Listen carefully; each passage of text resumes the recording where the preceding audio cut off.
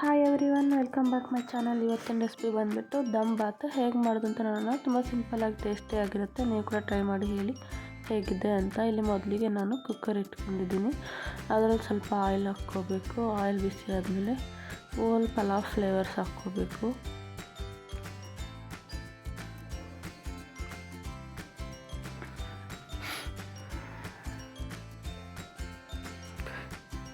ಇದರಲ್ಲೇ ನಾನು 2 ಆನಿಯನ್ ತೊಗೊಂಡಿದ್ದೀನಿ. ಸ್ಲೈಸ್ ಮಾಡ್ಕೊಂಡು ಹಾಕ್ಕೋಬೇಕು. ಇದರಲ್ಲಿ 1 ಕಪ್ಪು ಬಟಾಣಿ ಹಾಕ್ಕೊಂಡು ಆನಿಯನ್ ಫುಲ್ ಸಾಫ್ಟ್ ಆಗೋವರೆಗೂ ಚೆನ್ನಾಗಿ ಫ್ರೈ ಮಾಡ್ಕೋಬೇಕು.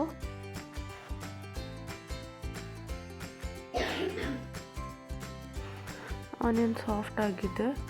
ಇದರಲ್ಲೇ 1 ಹಿಡಿಯಷ್ಟು ಪುದೀನ ಹಾಕ್ಕೋಬೇಕು.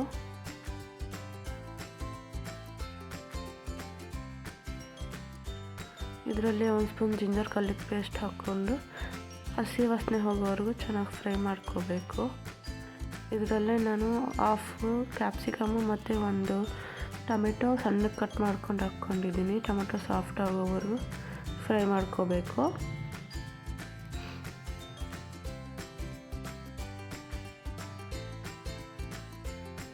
ಈಗ ಚೆನ್ನಾಗಿ ಫ್ರೈ ಆಗಿದೆ. ಇಲ್ಲಿ 2 ನಾನು ಬದನೆಕಾಯಿ ತೊಗೊಂಡಿದ್ದೀನಿ. ಅದನ್ನು ಸಣ್ಣಕ್ಕೆ ಕಟ್ ಮಾಡಿಕೊಂಡು ಹಾಕ್ಕೊತಾ ಇದ್ದೀನಿ. ಬದನೆಕಾಯಿ ಫುಲ್ ಸಾಫ್ಟ್ ಆಗೋವರೆಗೂ ಫ್ರೈ ಮಾಡ್ಕೋಬೇಕು.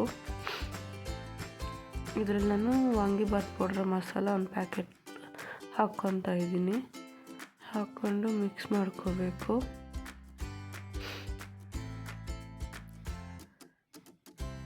ಇಲ್ಲಿ ನಾನು 1 ಲೋಟ ಅಕ್ಕಿ ತೊಗೊಂಡಿದ್ದೀನಿ. ಅದಕ್ಕೆ 2 ಗ್ಲಾಸು ವಾಟರ್ ಹಾಕ್ಕೋಬೇಕು. ವಾಟರ್ ಹಾಕ್ಕೊಂಡು 1 ಕುದಿ ಬಂದಮೇಲೆ ಆಮೇಲೆ ರೈಸ್ ಹಾಕ್ಕೋಬೇಕು. ಇದರಲ್ಲಿ ರುಚಿಗೆ ತಕ್ಕಷ್ಟು ಸಾಲ್ಟು,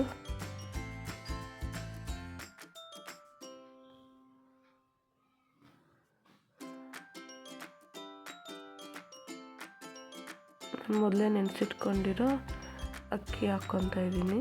ಮತ್ತು ಇಲ್ಲಿ 1 ಕಪ್ಪು ಕೊಬ್ಬರಿ ತುರಿದಿಟ್ಕೊಳ್ಳೋದು ಹಾಕ್ಕೋಬೇಕು. ಇದರಲ್ಲೇ 1 ಕಪ್ಪು ಕೊರಿಯಂಡರ್ ಲೀವ್ಸ್ ಹಾಕ್ಕೋಬೇಕು. ಹಾಕ್ಕೊಂಡು ಮಿಕ್ಸ್ ಮಾಡ್ಕೋಬೇಕು. ಇದು ಲಿಡ್ ಕ್ಲೋಸ್ ಮಾಡಿಬಿಟ್ಟು 2 ವಿಸಿಲ್ಸ್ ಕೂಗಿಸ್ಕೋಬೇಕು.